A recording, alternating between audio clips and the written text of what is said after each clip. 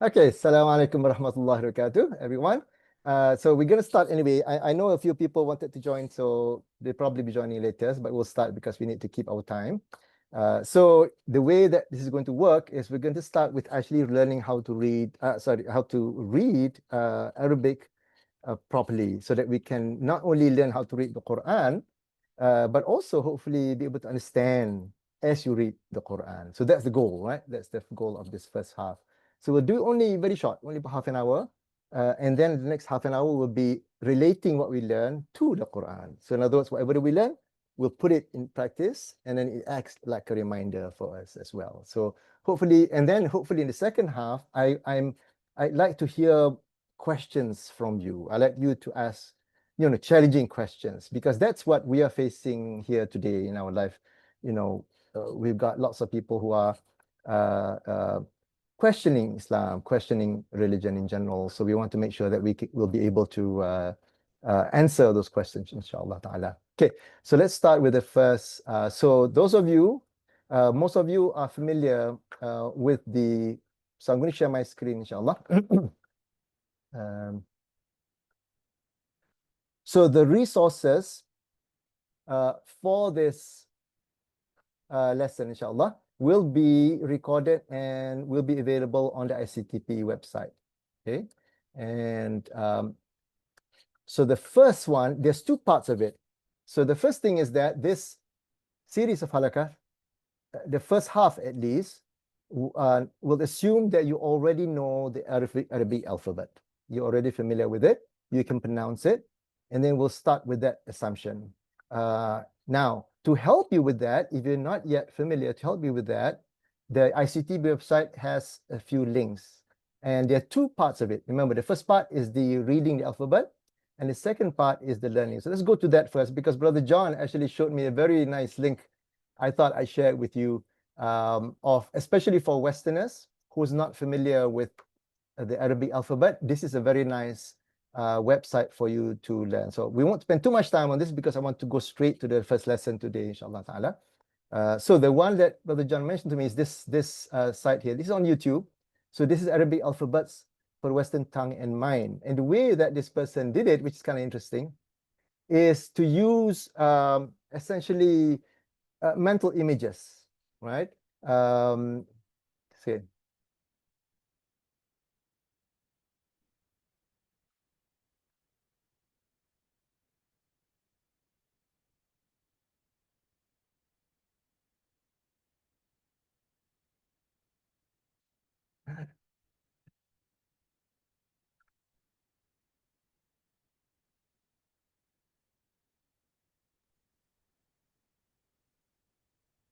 Brother Nick, we can't hear the sound. Oh, you can hang on. That's weird. Okay. I'm hearing it, so I wonder why Zoom. Okay, let me just check Zoom for a minute, see if what's happening. You probably have to have sound shared on your screen. Okay, so let me just get that going, and the video, audio, sounds shared, audio settings, I guess. Share screen, I've got audio. So I'm hearing it, but where do I change it so that the audience will be able to hear it as well? Let me share my screen for a minute here. Sorry, brothers and sisters, just I wasn't expecting. Usually the old Zoom, you can actually see. So here's the. Okay, maybe that's the problem. Same as system, maybe external headphones, maybe. I'm going to use this, okay? See that, because there's no other effects here. And even you can hear it, I'll translate for you, okay? So that it's not to waste time. So let me try it again, okay? So let's go back. So what this person is saying is that use mental images to remember, right? So for example, can you hear? Can you hear it already? No? Can you hear? No, okay. So we cannot hear. So Alif, the word Alif here, this is the man. So for the Western mind, so this is Alif. Remember, like a man who's trying to get a lift. Alif. Okay, so that's kind of what they're trying to say. And then next, So he's saying, right, so use that mental images. And ba is a bathtub, bathtub, okay? Anyway, I didn't want to spend too much time on that, but this is just for those of you who are following this lesson and want to get the pronunciation right. I think this is a great resource for those, especially because you're not familiar with Arabic alphabet. So that's number one. So let's get to what we're doing here today. So the first thing I want to show you are the resource. Okay, so we are going to use several resources for our lesson. The first one, and the resource is available here. It's a textbook, right? And this is not a great textbook necessarily, but I think it's a good start. So if you click on it, it's by Cowan, and it is, Middle Eastern Center for Arab Studies, kind of okay. And it follows, if you have some knowledge of English grammar, you can actually follow the Arabic lessons in it. So that's how it works, right? So you can follow so this is the resource we're going to use. Now, I won't stick to it necessarily, just strictly with it. But if you're looking for a textbook, this is probably a good lesson, which is why I'm going to start today with the first lesson. So lesson number 1 is going to be about the definite article, about, in English, the word the, right? So the word the in Arabic is al. So that's the word alif, lam, al. So if you put, for example, alif, lam to the beginning of a word such as that, okay, bait, or in this case, baitun, okay, two things happen. Okay. The first thing that happens, and let me just increase this a little bit, probably, if I can. Well, anyway, you guys can see it. Oh, here we go.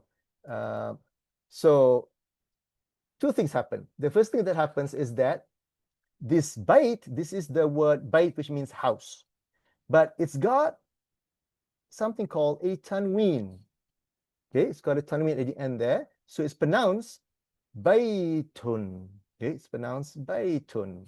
But when you attach alif lam to it, right, it becomes al-baytu. So that's the second thing that happens. Okay, the first thing that happens is that the baytun becomes al-baytu. So it changes the meaning. And the meaning is pretty simple. The meaning is that when it is baytun, okay, it's just any house. Okay, it's just any house, a house, in other words. Whereas if you put al to it, okay, it becomes the house. In other words, it's specific to a particular house, not just any house, but the house. Okay, all right. So now the thing about that is another thing that needs to be said here. Okay, so and let me talk about that. So this is going to be basically we're going to talk about al today, and if we can get it right, we should be good to go for this lesson, inshallah.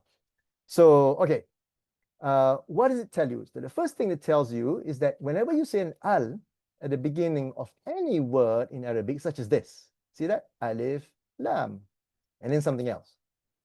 Alif, lam, and then something else. Alif, lam, and then other letters, right? Okay. What does it tell you? What it tells you is that that word, because it starts with alif, lam, it's a noun. It's a thing. Okay? So nouns has a name in Arabic, and that name it's called an ismun. Okay, you can spell it in English ISM, for example, ismun, or sometimes it's pronounced isim. Okay, and that just means that that word, the whole word, is a noun. Okay, now what is a noun? All right, so a noun is a name of a thing. Can be a thing, can be a person, can be an idea, okay?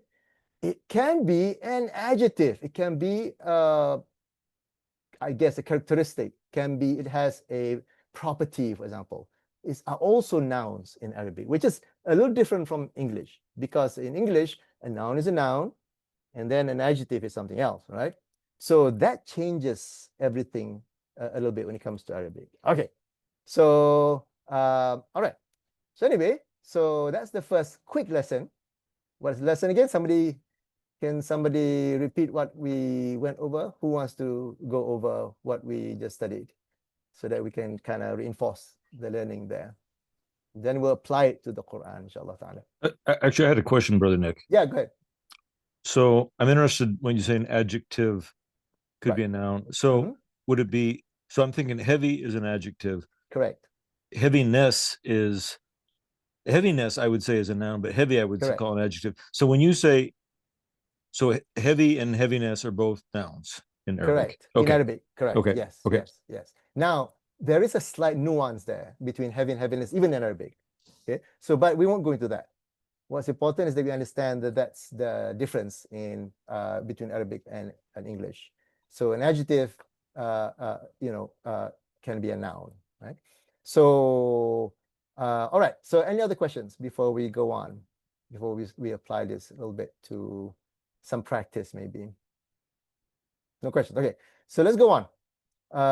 So the thing about that we need to understand is how the alif and the lam works in the noun. Brother Nick, I have one Yeah. question. Sorry, I was Sure. mute. Go ahead. So my question is, so like in English, the means something specific. Like if you Correct. put a the in front of a noun, the That's right. house means we are talking about a specific house. Same thing in Arabic. Oh, it's the same thing. Okay. Correct. Same Got it. thing in Arabic. So the moment in Arabic, when you say al something, that means you can assume that that thing has been mentioned before. Okay, got it. Okay. Or that thing is well known. Okay. Okay. And when in Arabic, when you see something like it's called tanween, which is an un at the end, right? When you say an un at the end, that means that noun is just, it's called a common noun in English, meaning that it could be any house. It's not any specific house. All right. Very good. Okay. Any other questions before we go on? All right. Let's do some exercises here. Okay. One thing that we need to understand, and this is quite an important lesson as well, is that there are two kinds of hamza in Arabic. There are two kinds of hamza in Arabic. And the textbook has that. And we need to understand that because without that understanding, it's going to be a bit confusing. So in the textbook, if you go up a little bit, you'll explain the two kinds of hamza. And it will go into the rest. It's up here somewhere. That's the grammar. Oh, actually, I went too far.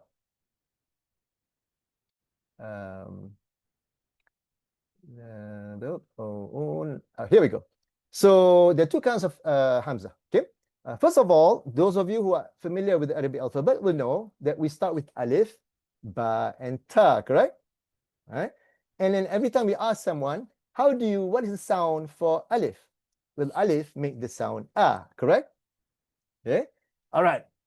And then at the end of the list of alphabets, we have another letter in Arabic, which is called the hamza. Okay. And if you ask someone, what sound does the hamza letter make? And the answer is also a. Right? Okay. So that's where the confusion is. Those are actually two different letters. Okay. And alif has a different role in Arabic than a hamza. Strictly speaking, the one that actually makes the sound a is the hamza, not the alif. Everybody got that? Okay, and we'll show that an example in a minute. Okay, strictly speaking, the letter that actually makes the sound a, as in the letter a, right, as in English, is the hamza, not the alif. Okay, the alif usually, most of the time, is used to make the sound longer and is put at the end of the word. Okay, so let's take a look at the example that we're talking about here. Let's just go back for a minute because I don't want you guys to get too confused. So here we go. Okay. Now, so this one, remember, is the alif, right? And usually you see a tick at the top there. And that is the tick, which is the sound ah in Arabic, right? So here, we assume that the alif has a sound ah, but actually what's going on is that there's actually a hamza on it, right? All right. Now, why don't you see the hamza on it? You don't see the hamza on it is because the hamza is a different kind of hamza. It's called a hamzatul wasl. Okay, hamzatul wasl, which means that hamza goes into the sound of the hamza, goes straight into the sound of the next letter that comes after the alif lam. In this case, it goes into the sin. Okay, so for example, if you were to pronounce this word, you don't say alsu. You see what I mean? You say assu. All right, now let's stop there for a minute. Did anybody get confused about that, what I'm talking about here? Okay, let me see you. Yeah, go ahead, brother. I'm not confused, but I didn't hear the lam when you. Yes, correct. Okay. So you don't hear the lam because that hamza that makes the sound is a different kind of hamza. It's called the hamzatul wasl. Okay. So now look at this for a minute. This is another alif with a sound on it, but this time the lam makes the sound.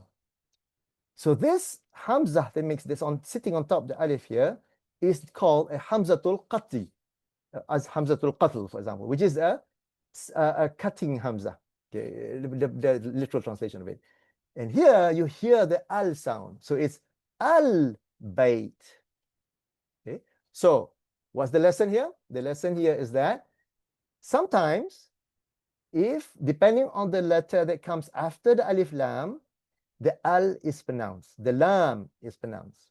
Whereas for other letters, which are these letters here that you see here, the lam is not pronounced. All right. So when the lam is not pronounced, it's called a hamzatul wasl. Whereas when the lam here is pronounced, it's called a hamzatul qatl. Okay. Have you got that? Okay. Does the alif always have a stick or a hamza above it? That's a very good question. Okay. All right. So let's take a step at a time. Remember, technically speaking, the one that makes the sound is actually a hamza, which is sometimes written and sometimes not written, above or below the alif. So when the hamza is written below the alif, it's got an e sound. Everybody got that? Okay. When it's written above the alif, it's got an a sound. Okay, let's go to the Quran and see if we can find that, because in this textbook, you don't actually see it. But let's go to the Quran for a minute and see if we can find something where the hamza is written, or some Arabic. Here it is. Do you see that? Right? So in this case, you got an alif and you got a hamza written on top of it. Okay? To make the point that this is actually hamza sitting on top of an alif. Okay? And the sound that is the one that's making the sound is actually the hamza. So it's an'am in this case, right? Okay, so here's the one that Brother John was asking about. Can the alif has not a tick on top, but a tick at the bottom? Yes, it can. Okay, and now the hamza is shown at the bottom of the alif, so it becomes iya, for example, right? Iya. Okay, so let me see if they can find another. Probably that's probably the most you can find. But let's go back to the lesson for a minute, and the textbook that I was sharing with you. So let me go back here, make it a little bigger. Okay. Brother Nix, Yeah. Assalamualaikum. Yeah, Are they go ahead. also the tajweed rules, right? No, this has nothing to do with tajweed. Okay. This is just the Arabic pronunciation. Tajweed is overlapping with the Arabic pronunciation, but there are some other, when it comes to tajweed, the tajweed will have things like, how long do you say the a, or how long do you say the e, right? That's more of tajweed. So when we set aside the tajweed, don't worry about the tajweed. We'll still be pronouncing the a and the e, but we're not focusing so much on, for example, elongating, like, for example, when somebody says, al-an, for example, right? Okay, well, tajweed teaches us that you must say 5 harakat, for example. All right? Correct. Whereas when you read the Arabic, nobody does that. You'll just say al-an. Yeah. You got that? But Yeah. right. The only thing is, like in tajweed, when there's a noon, then what happens to the alif? Like Correct. lam That's is the not tajweed. Nouns, if there's a noon sakin that comes after the lam, there's Correct. We're that is not concerned about that. Correct. So we don't worry about that for the Arabic learning because it doesn't add to the meaning of the Arabic. okay. So we just stick on to the basic vowels, which we'll cover next. Okay. So the first important thing is remember this when we're talking about the al, okay, when you have an al in front of a word, that means the al makes the word a definite noun, a specific noun. Okay, not just any noun. For example, al baytu, not just any house, that specific house, the house, right? And the one that's making the sound is actually a hamza. And here the textbook says, okay, there's two kinds of hamza, hamzatul wasl and hamzatul qat. Okay, so hamzatul qat is when you actually pronounce the ah. Okay, whereas hamzatul wasl, it depends on the letter that comes after the alif lam, in which case it'll go back, just like what we saw just now, which is in this part of the textbook. So this, for the letter sin, for example, you go asu. Sorry, this is sorry. Asukara, for example, asukkaru. Right? Here's atawilu. Okay, Allah. Allah. So you don't pronounce the lam after the alif. All right. Okay, so far? Okay, no questions? All right. So that's basically the lesson today. Lesson today is that the main lesson today is when you see an alif lam in front of the word, is a noun. Okay, is a noun. And it represents a thing, an idea, and all that good stuff. Okay, so let's go on a little bit. And what is a noun? Let's go on for that a little bit more. Okay, so a noun can be things that are physical, but it can also mean things that are abstract. Okay, so for example, al-ilm, knowledge. Okay, al-mar'ah. Okay, for example, women, for example, but womankind. So different kinds of meaning there. All right. Let's go to an example in the Quranic. And that example is here, which everybody I'm sure are familiar with. So remember the first lesson, and I'm going to basically refer to the textbook here. So this will be also available on the site. Okay, so I want you, as a practice, to tell me where the Hamzatul Wasl is in this surah. Everybody knows this is Al-Fatiha. Notice, this is Al-Fatiha. See? Right? Okay. Now, obviously, Fatiha is a what? What is Fatiha? What kind of word is it? It's a noun. It's a noun. There we go. Right? We got an al in front of it. The moment we have an al in front of it, it's a noun. Right? Okay, so now we need to go back to a dictionary. So this is something that you guys have to be familiar with. You can start from now on. I would like you to have a dictionary available to you. I'm going to introduce you to one. Okay, so this dictionary is available online. If you want to buy a dictionary, solid one, you can. It's actually quite handy. It's a small dictionary by Hans Wer. But I'm going to introduce you to one that's very easily available online. So go to your browser and click on and type ejtaal.net. Okay, ejtaal.net. Okay, go there. Go ahead and do that now. ejtaal.net. Okay, you'll see this, right? And then you're going to click on the Arabic Almanac, right at the top there, the first one. And immediately you'll be shown the dictionary. This is the dictionary that you can buy from Amazon. It's called the Hans Wer Dictionary. And I don't have a copy of me to show you, but anyway, I'm going to quickly show you how to find a word in dictionary. And to find a word in dictionary, you have to find the root word. So for example, and you can kind of guess, right, what the root word is. So here you've got Fatiha, right? Fatiha. So somebody can tell me, what are the root letters of Fatiha? Just by the sound itself. What do you think it is? Fataha. Yeah. Fa, ta, and ha. Okay. All right. So where do you find it?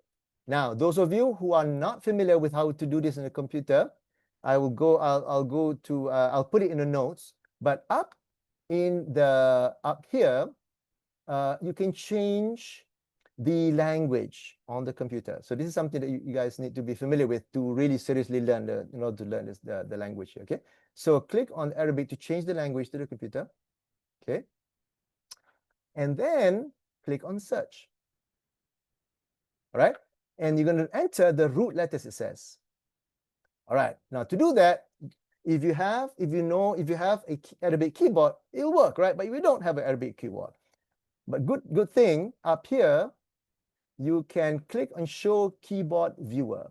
Are you guys seeing this, by the way? Yeah. Okay. Yes. Yeah, so show keyboard viewer. Now, if you don't know how to add the Arabic, it's basically, I'll put it in the notes, you have to add a language to your computer so that you can turn it on. So show keyboard viewer, and you'll see a Arabic keyboard come up. And then you can then type fa, which is here. And look, the fa comes on, ta, which is here, and ha. Now, sometimes you don't know which ha it is. Let's try the first one, which is the ha, the rasping ha. Okay, there you go. That's the root letters. And when you click on OK, it finds it for you. So easy. Fataha, there it is. Okay, all right. How does this work? The way it works is that the Arabic dictionary is by what is called the verb, essentially, the action word. Right? So fataha means to open. Okay? Fataha is a verb to say, I'm going to open, to open. All right. Now, if the verb is to open and you change it to a noun because you got an al in front of it, what do you think the word becomes? Who knows? Who can tell me? Who can tell us? The opening. The opening. You got it. There we go. Okay. So the opening is actually the name of the surah. The opening. And in fact, that's why it's the beginning of the Quran, because it is the opening to the Quran. Got that? So there we go. We got the Arabic, practice there a little bit. Okay, so let's spend a few more minutes and I'll go into the reminder of how this connects to and how this al and all things, it's so important to understand the Arabic behind it so you appreciate when you read the Quran. Okay, so okay, let's go back to my quiz just now, to my question just now. The first, let me make this a little bigger so that you can see it. So the first ayah there of the Quran. So notice this. In the Fatiha is made up of 1, 2. This should be 2 really. So anyway, 1, 2, 3, 4, 5, 6, 7.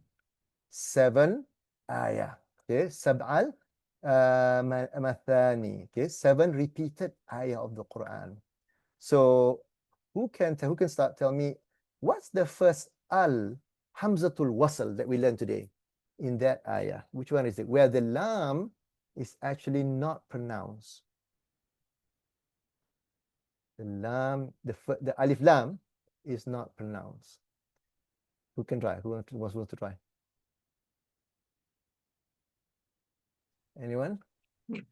Ar-Rahim. Go ahead. Give it a go. Ar-Rahim, eh? Ar-Rahim is not the first one because that's at the end. Okay, yeah, correct. Okay. One So before which that.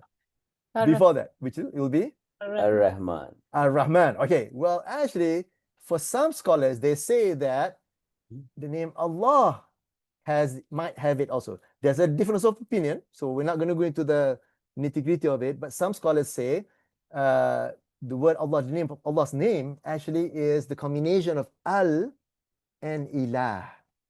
Okay, al and ilah. Okay, so here's where we start into the lesson. Okay, here we go. So why is al and ilah significant? Because the word ilah, okay, we know that because there's al there and ilah is therefore a noun, right? So what does the word ilah mean? The word ilah means someone that you love so much. Okay, you love this ilah so much that it is to the point where you haven't gone crazy because of love, right? But you're nearly there. Okay, so that's basically what our Allah's name, one of the meanings of Allah means, is the fact that you are essentially nearly crazy about Allah subhanahu wa ta'ala, right? Now that's the 9th level of love. In Arabic, there are 10 levels of love, all with different words, like would, hub, example, okay?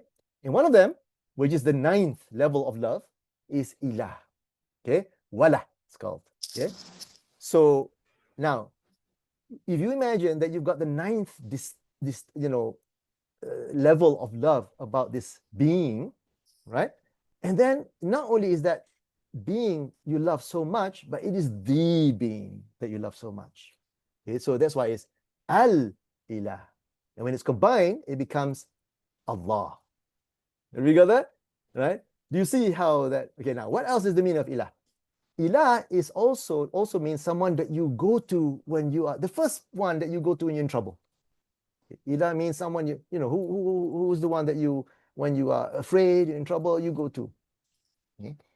Another meaning of ilah is someone you're fearful, you're most afraid of.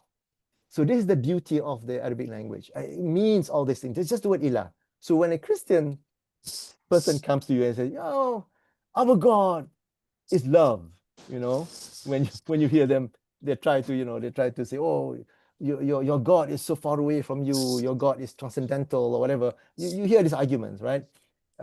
They have no clue what the word Allah means, what the name of Allah means. The name of Allah actually means love, right? So that's something that we kind of have to understand. Okay, so now if you understand that, then you understand a bit better why we say La ilaha illallah. Okay, when we say La ilaha, then we say there is no other ilah that we love. There's no other ilah that we always go back to. There's no other ilah that we are so afraid of. There's no other ilah that we essentially worship, right, other than Allah. So that's why Allah says in the Quran, have you not seen Ara'aita man ittakhadha ilahahu hawa? Okay? Have you not seen someone who has made their hawa, their empty desires, their ilah? Okay? So when you ponder on that ayah, that talks about people who have made, when they talk about making decisions about life, who do they refer to? What do they refer to? What do they rely on? They rely on themselves. They rely on their feelings. Their, I want to be free. I want to be myself. These kinds of, Western thinking that sometimes is put into our heads. And because of this, me and myself that I have, suddenly that me and myself becomes the ilah. And my opinions, therefore, become more important than Allah's opinions or Allah's statements, for example, right? So when you do that, then that's when you are in danger of not making Allah your ilah. Okay? So that's like, wow, when you think about that, it's okay, wow, that's what we say when we say La ilaha illallah. Okay, now that's actually one of the first al. The second al is, of course, Ar-Rahman. And the third al here is Ar-Rahim. Now notice, is this Hamzatul Wasl or Hamzatul Qatl that we learned earlier? Is it Hamzatul Wasl or Hamzat? In fact, all three. Is it Hamzatul Wasl or Hamzatul Qatl? That means Hamza that goes into the next letter or Hamza that doesn't go into it, pronounces the al. Who's got the answer? Which one did you Wasl, ask? wasl. Hamzatul Wasl. Okay, the question is that Hamzatul Wasl? And Brother Imtiaz was correct. This is Hamzatul Wasl. This goes into, so the alif lam, you don't pronounce the al, right? So you go Ar-Rahman. Oh, yeah. Okay, Ar-Rahman. Ar-Rahman. Ar-Rahim. Ar-Rahim. Rahim. Yeah, because it's Hamzatul Wasl. Okay, let's talk a little bit about, because we're doing this reminder, right? So we start our life, anything we do, we start with Bismillahir Rahmanir Rahim. Everything we do. Okay, and why? Because we want to make sure that whatever we do is blessed. Whenever we start with Bismillah, in the name of Allah, in doing anything, that action becomes blessed. Why? Because of this word, Ar-Rahman. Okay. Anybody know what is the root letter for this word? Ar-Rahman. What is the root letter of this word? Rahama. Ra, ha, not Ma. ma. What's ra, ha? What's the third letter? Ma. Sister Hina? Raha and Ma. Ma is not a letter. Oh, Name. Mim. same. Ra, Yeah. I'm sorry. Ra, ra, ha, and mim. Right? Okay. Now, guess what? If we go to our dictionary, okay, and type and find those, again, do a search and type ra, ha, and mim. Guess what we find? Look at this. It starts with rahima. The action is to have mercy, right? But it also means rahim, the womb. Okay, the womb. All right. Guess what? Allah subhanahu wa ta'ala, one of Allah's names is Ar-Rahman. Okay. And he named, and this is hadith from one of the hadith, and hadith goes like this. Allah subhanahu wa ta'ala is hadith Qudsi, and Allah subhanahu wa ta'ala is talking to the Rahim. So Allah, of course, obviously created the Rahim, the womb of in women, is a creation of Allah subhanahu wa ta'ala. It's one of the greatest creation of Allah subhanahu wa ta'ala, as we know, right? Because that's where, of course, our babies are born, and it's where babies are taken care of for 9 months. And that whole process is the epitome, is the best example of the care of Allah subhanahu wa ta'ala to human beings, right? Rahim. So Allah is talking to Rahim and says, you, Rahim, I have given you my name. Okay, Allah says, I have given you my name. Okay. Whoever cuts you, okay, basically is more or less, I'm paraphrasing here, whoever cuts you, that means cuts the rahim, the care that we have towards the family and so on, then they're going to be in trouble. Okay, so that's, I forget exactly what the hadith is. A beautiful hadith, you should read that. But the point here is that Allah refers to himself, one of his name, as the characteristics of what a rahim, a womb does in terms of taking care of the baby, right? Okay, so let's see, where was anybody see the Hamzatul Qatl in Al-Fatiha? Where is the Hamzatul Qatl? Not necessarily in this ayah, but perhaps in another different ayah. Anybody see it?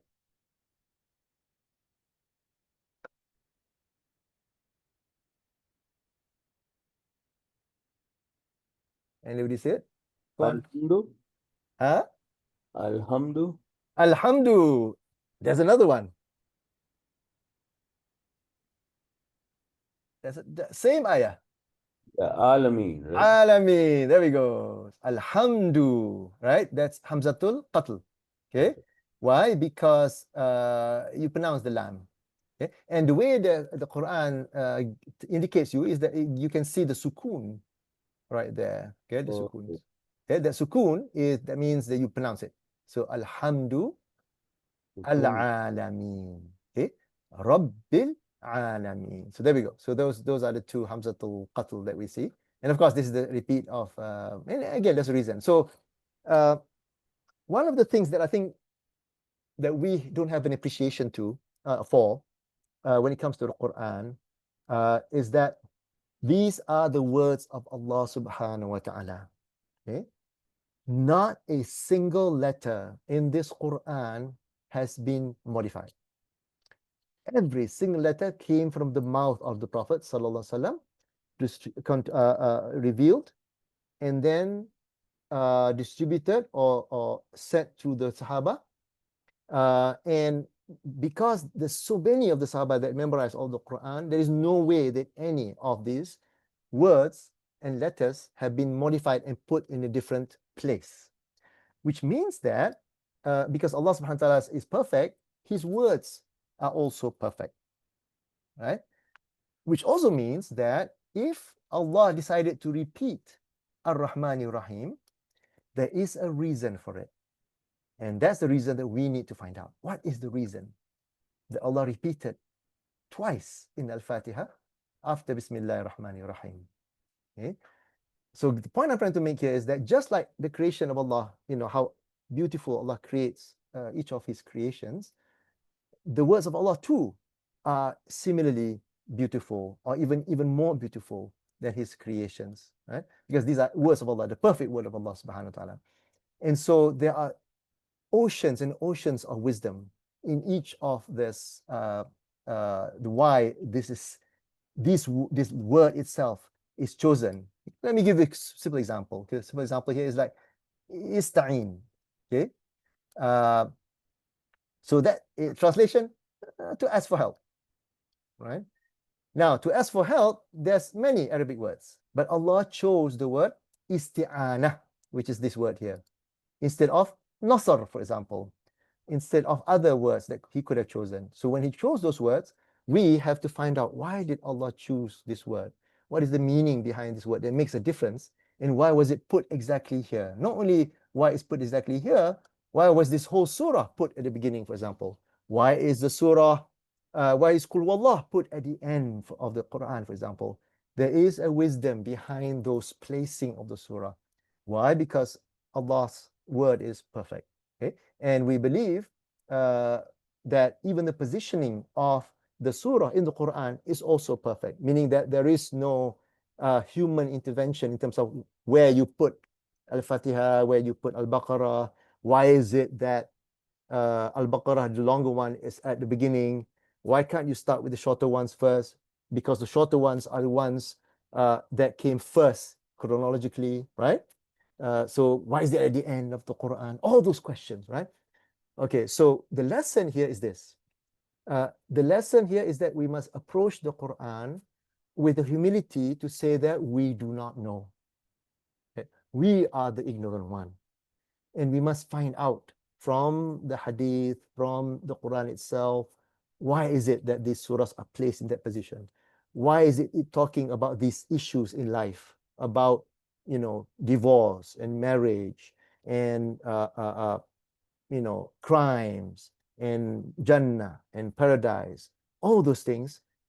We must approach the Quran with that humility in our heart. If we don't, then we will not get that wisdom that Allah wants to give us, because the wisdom, the requirement for the wisdom from the Quran is that humility, that we must humble ourselves as a slave of Allah. In other words, we should approach the Quran, not approach like, you know, how the Westerners, Orientalists do it, is that I'm the expert. I'm going to study this book, right? This so-called book of the Quran, and I'm going to use my knowledge of my literature or whatever that my tradition, and I'm going to interpret the Quran.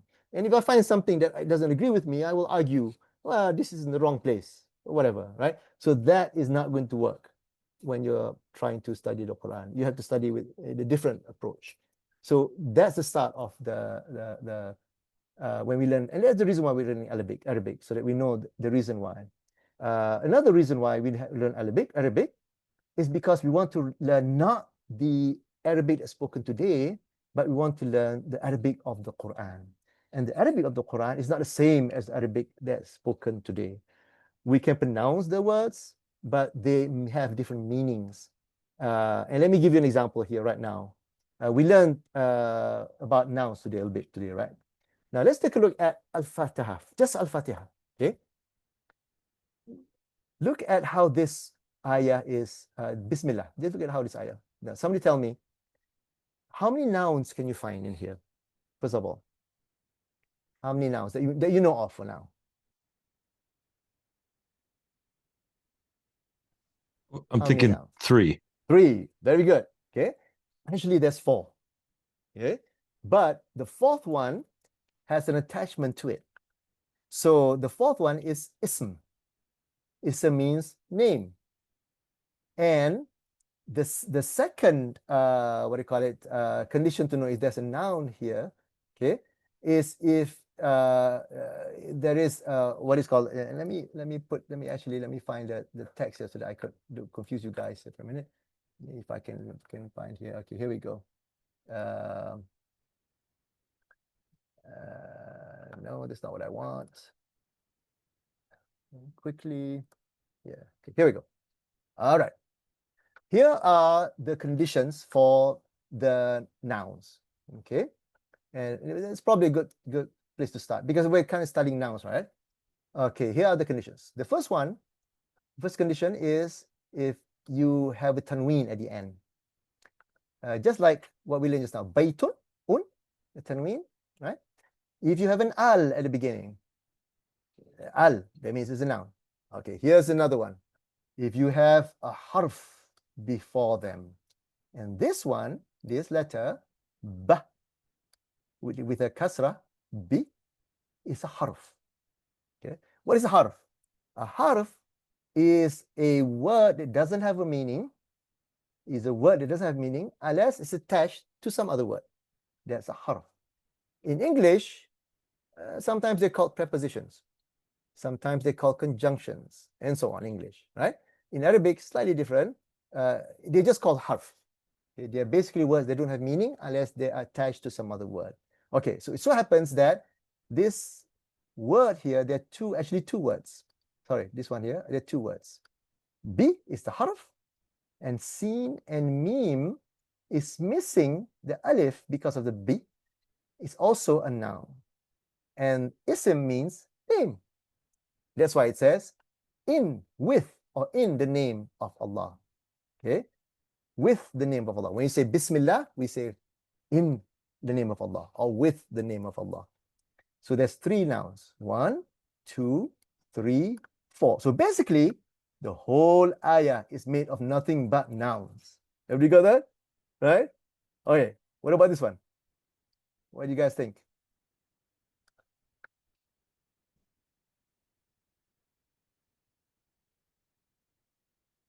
Any thoughts? Anybody know? How many words are made? Go ahead, John. How many are nouns? Is that what you're asking? Yeah. I'm gonna go with 3 again. Okay. 5. You missed. There's 4. 4. There's 4. All right. Who wants to try? Where's the 4?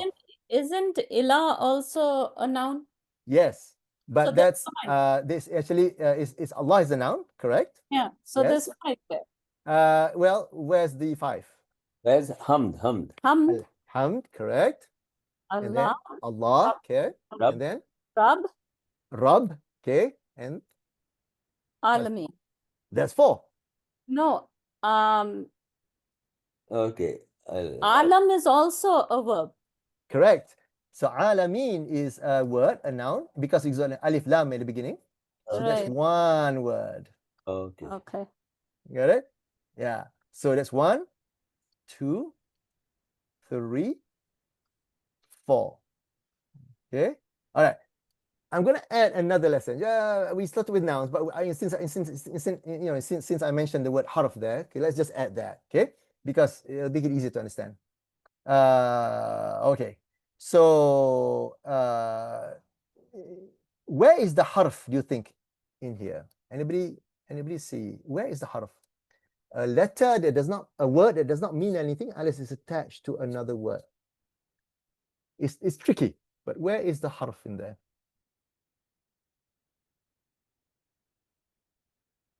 Is it li? Yes, it's the li, the first lam before Allah. So this is actually li lillah. Okay, so it's actually lillah. Alhamdu lillah. So it's li. All praises are due to Allah. So the word to doesn't mean anything, right? Unless you attach it to something to say to Allah. So that's the word. So that's the harf right there. Okay. Now let's go carry on a bit more. How many nouns in here? Simple question. 2. Very good. How many nouns in here?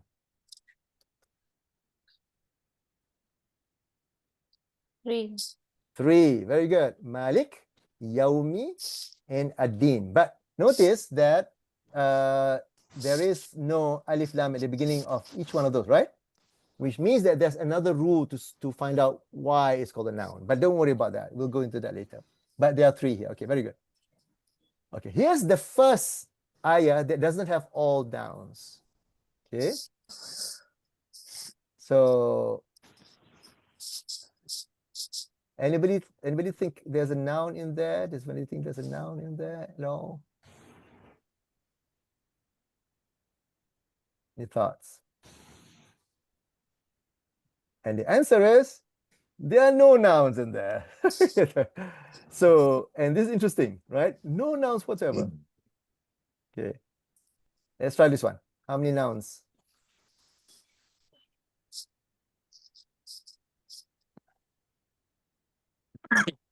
Huh? John? Um, How many nouns? 2 oh, nouns. I think I was going to say 1. Yeah, 2 nouns because there's alif 2 lam, nouns. alif lam. Okay. All right, alif lam, alif lam. Good. Okay.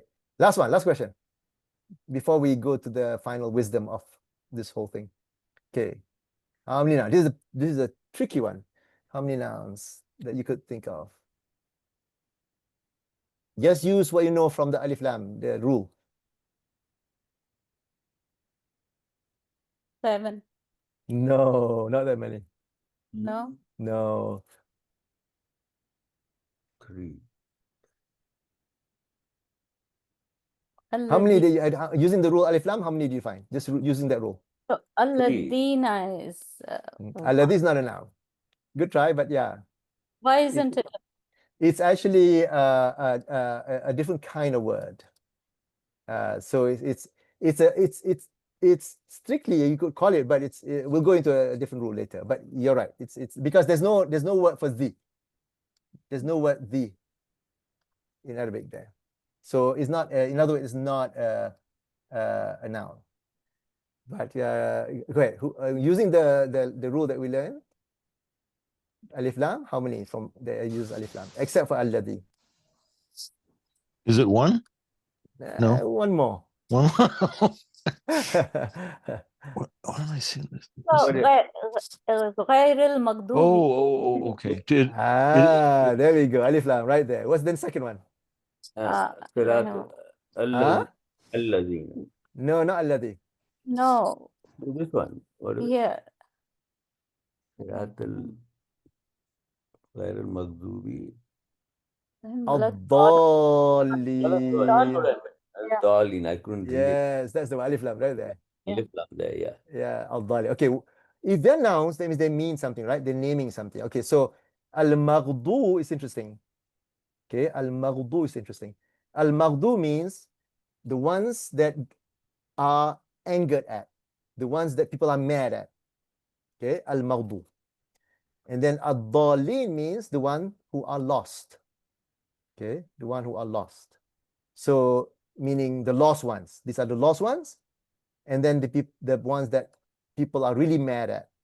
Al-maghdu. Okay. All right. Okay, now, if you think about it, Al-Fatiha is really made up of mostly nouns, right? Okay, why is that? So especially the first half. Okay, so there's actually a reason for that. The reason why nouns make up most of Al-Fatiha is because nouns has a special meaning in Arabic. Unlike verbs, so there's another category of words like verbs, right? So verbs are contained by time. For example, when I say like, okay, I am eating, that means I'm eating now. I'm not eating yesterday. I'm not eating tomorrow. I am eating now, right? Or I ate. That means it's limited by time. I ate yesterday. Okay, it's not infinite, in other words. Right?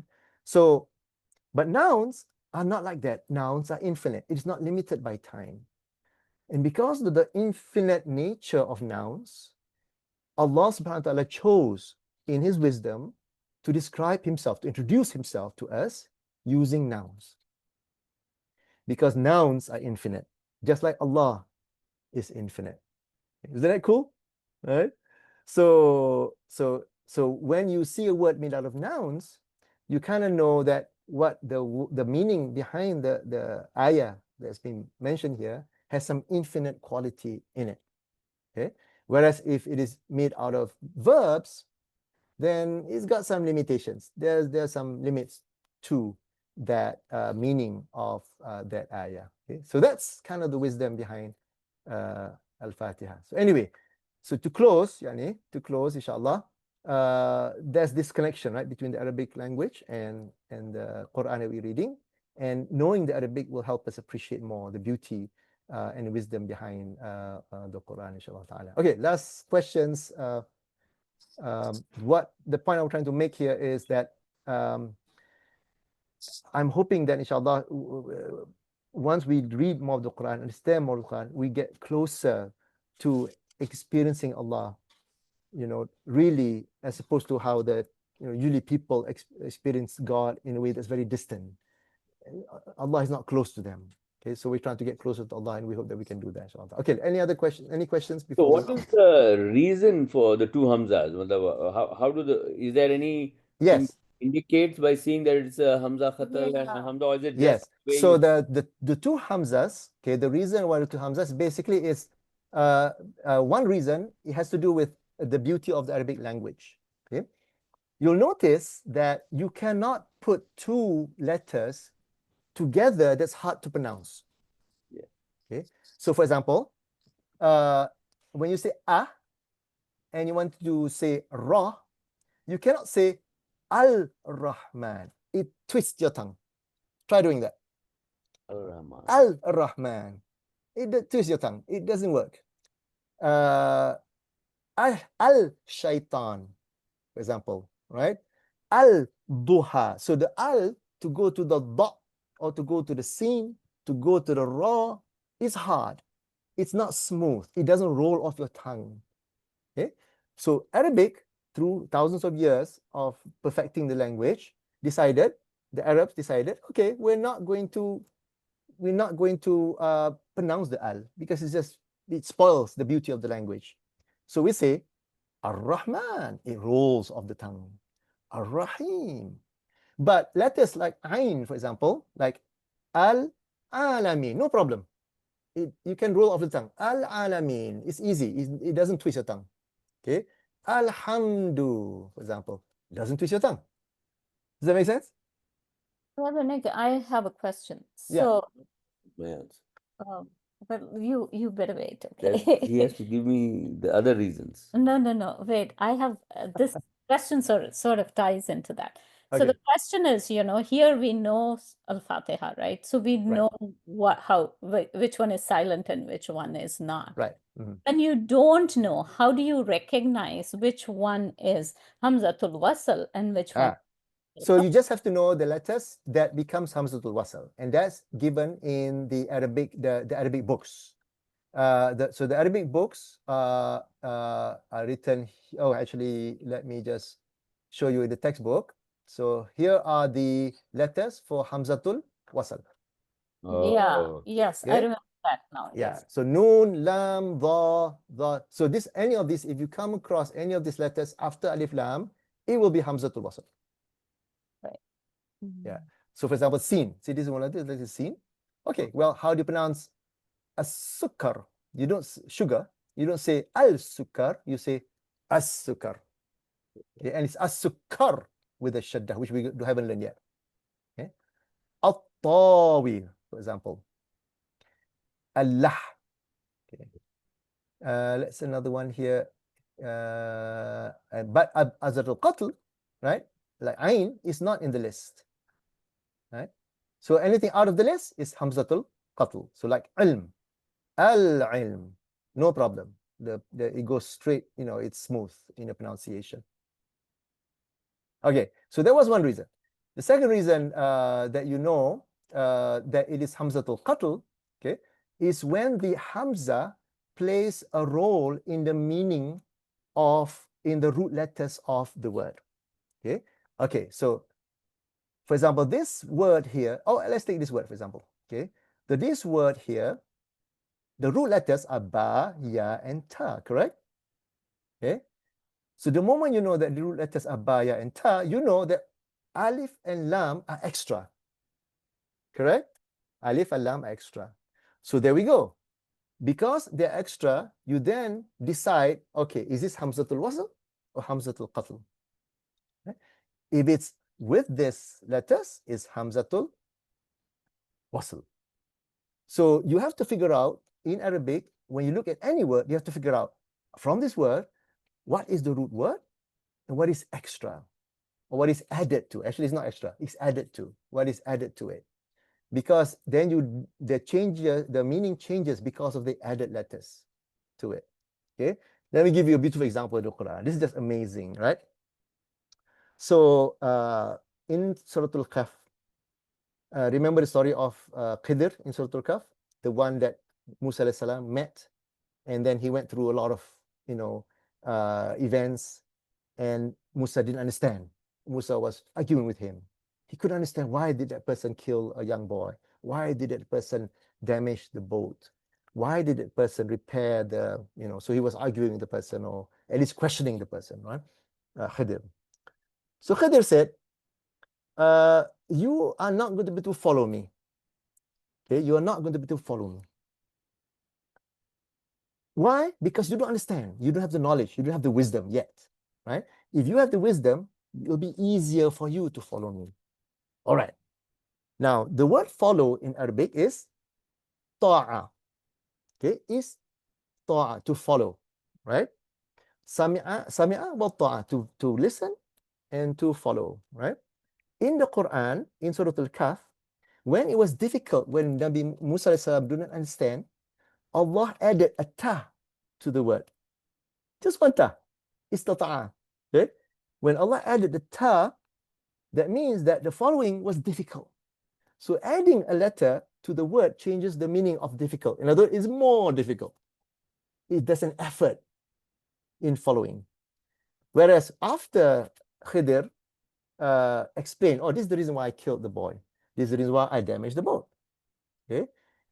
Allah took out the ta, just one letter, from the istata'a, to indicate that the following was easier. Now Musa understands. Oh, that's why you did it. Now I understand. Now I can follow you. Do you see how beautiful that is, right? Just a change in one letter taken out changes the meaning of following, of obeying. Ta, actually obey, right? Changes the meaning. Obeying with difficulty, obeying with effort versus obeying without difficulty, easily obeying, with understanding, in other words. Right? So that's the, okay. Any other last questions, inshallah ta'ala? I had one last question. Yeah. Al-ilah, that's the Mhm. ninth level of love. Ilah is the ninth, not alilah. Yeah. Allah, okay. Which comes from the word wala. Okay. And So the root word is walamaha. Yeah. Do you know what the 10th level of love is? The 10th level is when you go crazy, you kill yourself. Oh, okay. Okay. You All love right. the person so much, you Oh. destroy yourself. Wow. Okay. Okay. So Right. we are at the 9th level. The meaning of worshiping Allah, loving Allah, is at the 9th level, where you love Allah so much that you do feel no pain. Okay. So when you, for example, when you're suffering, but because you love Allah so much, you don't feel that suffering. Okay. Yeah, and that's the And we- ninth And level. we should keep it there. We should not get to level 10. Correct. We Okay. should not keep to level 10. Yeah, how do I get the textbook online? Yes. So the textbook is on our webpage. So go Right. to it's right here. Let me go back here. Okay. So that's the modern Arabic textbook under resources, Okay. learning the language of the Quran.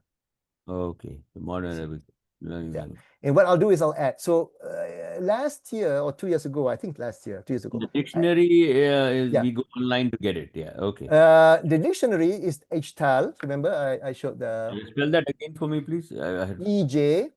Ah. That's the EJTAAL.net. Yeah. .net. .net. Yeah. Okay, so that's how you get the dictionary. Yeah. So for example, if I go, when you say type HTAL.net, the first one, the Arabic Almanac, will get you there. Arabic Almanac. Yeah, the first line. Just click on that, and it will take you to the dictionary, and you can type in. If you need help with trying to add the Arabic, I'll put it in the notes of how to add the Arabic to the. Then use the Arabic keyboard. Okay. Correct, to use the Arabic keyboard, inshallah. Okay. All right, I hope that's useful, inshallah, for the first lesson. To start the definite article, the al. Inshallah, we'll continue. There's obviously more, but may Allah subhanahu wa ta'ala increase our knowledge, keep us consistent in learning this Arabic, inshallah ta'ala. And we close with the dua. Subhanakallahumma bihamdik, ashhadu an la ilaha illa ant, astaghfiruka wa atubu ilayk. Subhana rabbika rabbil izzati amma yasifun, wa salamun ala mursalin, walhamdulillahi rabbil alamin. Take care, everybody. Allah, brother Nick. Thank you, brother Nick. Assalamualaikum. Jazakallah khair. Jazakallah khair. Thank you, Aisha. That was so nice.